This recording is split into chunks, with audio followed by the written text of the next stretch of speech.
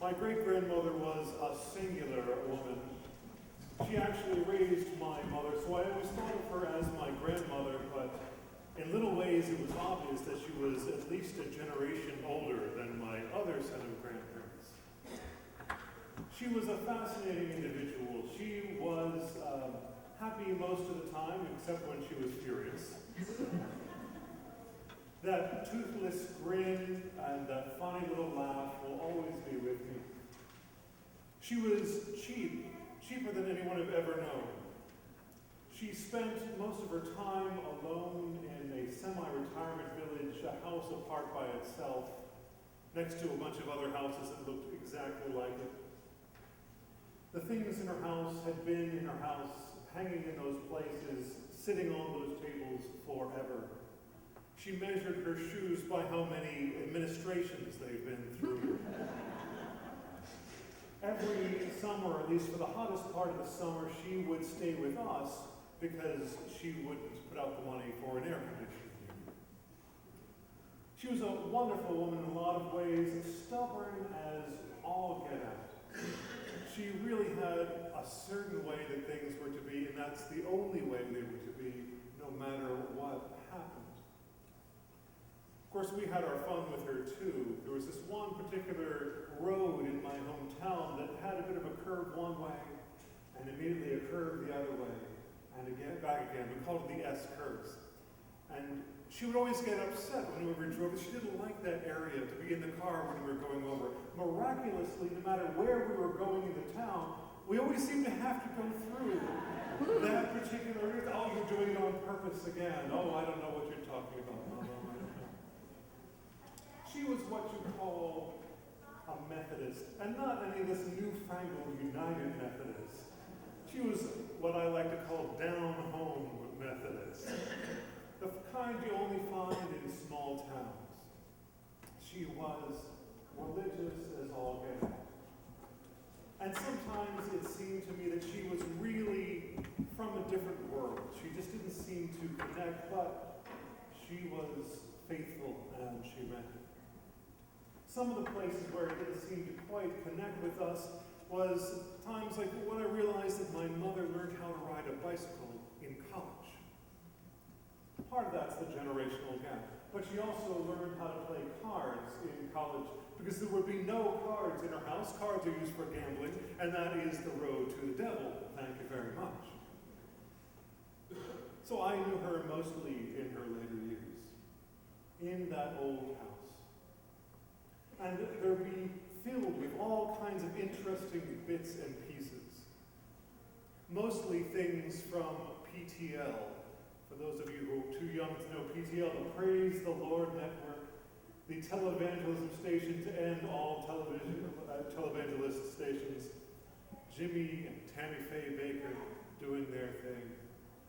She would watch it day and night, and when they asked for prayers, she would pray, and when they asked for money, she would send it. In return, they would give her all sorts of religious tchotchkes, things she held in the highest sacred regard. There were these paintings of Jesus staring up into a light, the sort of light that Thomas Kincaid made a career out of. He would be on a rock looking up, along with children, all these different images of Jesus looking pensive. There would be stuffed animals with religious t-shirts on. I remember one specific one that was up on the shelf, and she was so stubborn she hated mice. At all counts, any type of reference to a mouse would get her wonderful thing that she always hated, ick. That's how she would tell us of her displeasure, ick. At one point, I looked up on the shelf, and she said, "How do you like my new bear? It came from PTL. They said it was blessed from this one campaign." I had a t-shirt on, I think it said, "I Heart Jesus." And I said, "Mom, that's a mouse." No, that's a stuffed bear. That's a bear. Well, look at the ears and the tail. That's a mouse. Well, you take it with you. It's not going to stay in my house. And it was in my room for a few years. The thing I remember the most, aside from the plaques and the stuffed animals and the commemorative plates, She had one of those sets of praying hands on the coffee table.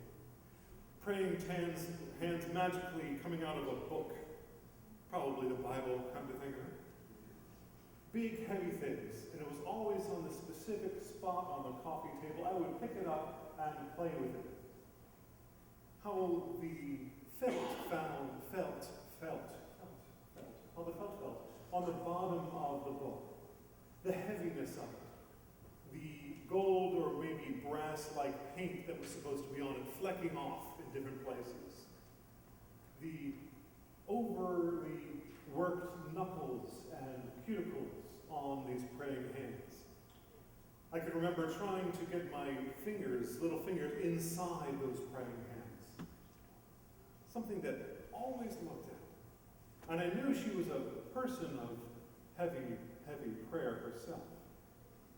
Yes, Rita prayed for me, not because it's the sort of thing she would do, but I knew she prayed for me because she told me all the time that she prayed for me. Of course, I would pray for her too, in the way you do as a small child. At that laundry list of people, every single person you know gets on the list. You're supposed to, right? That laundry list of names of everyone you knew, everyone you could think of, everyone you cared about, starting with your parents, working through the grandparents, cousins, friends, pets. If you're mad at your mom, she might be upset after your dad, and vice versa. You almost got this sense that if you left somebody else out, maybe something horrible would happen to them.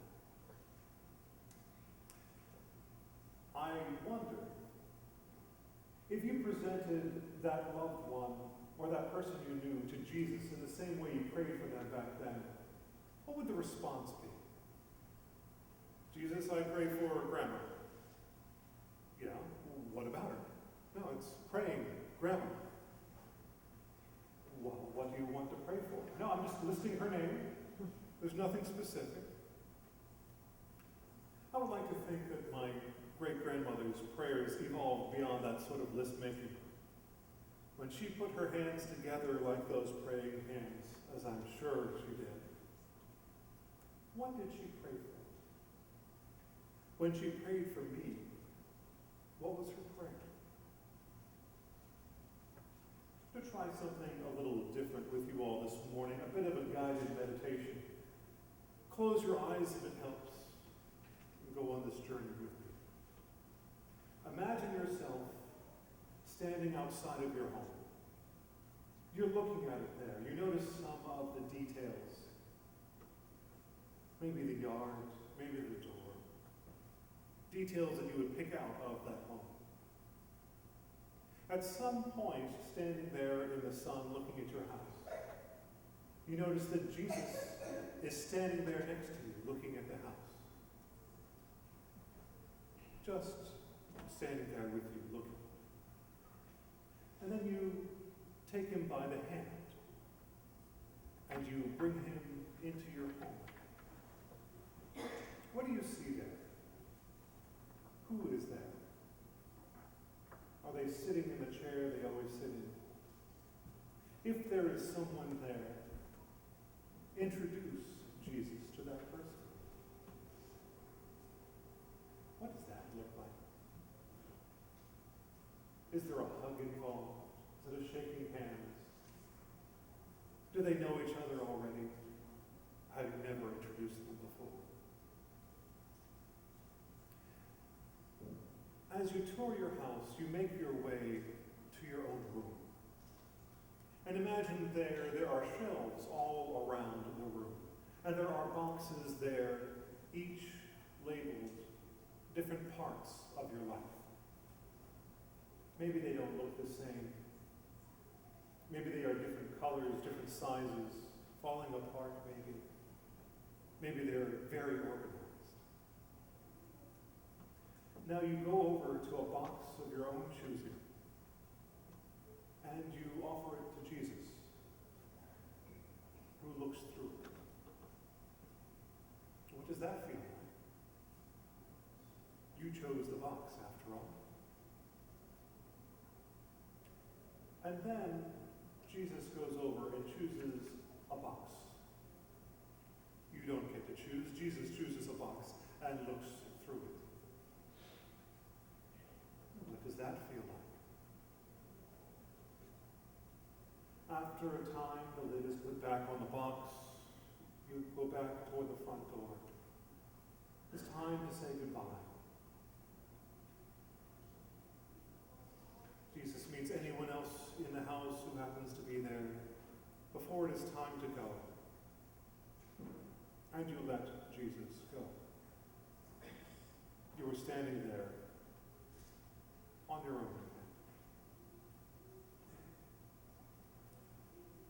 again. In today's gospel, Jesus is getting ready to leave his disciples. He's getting ready to leave. And one of the last things he does is he says these prayers for them. Now, this is the season where we're talking about graduations, high school, college, etc. People are coming and going from our lives. And you can't help but wonder, what am I going to do? What's the last thing I'm going to say to someone before they leave? What am I going to do for them? What am I going to say to them? What does Jesus do as he's about to say goodbye to these disciples? He prays for them. And here in the Gospel of John, this is what he prays. Father, protect them. He prays that they may be one. He prays that they may have my joy made complete in themselves. Prays, protect them from the evil one. Sanctify them in the truth as I send them into the world. Imagine for a moment Jesus praying. Maybe those praying hands, that heavy brass paint flaking off hands, are more about Jesus praying for us than for us praying for other people or for ourselves. So imagine for a moment Jesus praying for your loved ones. He prays for them by name.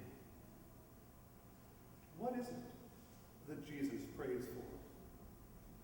And how does that compare with what you pray for them? Now imagine Jesus praying for you. Jesus prays for you by name. But what does Jesus pray for? How does that compare with what you pray for yourself? Maybe when Jesus is praying in your imagination, you can lean in a bit. Maybe you can overhear what he's saying. The act of leaning in is the best sort of prayer that you could ever pray.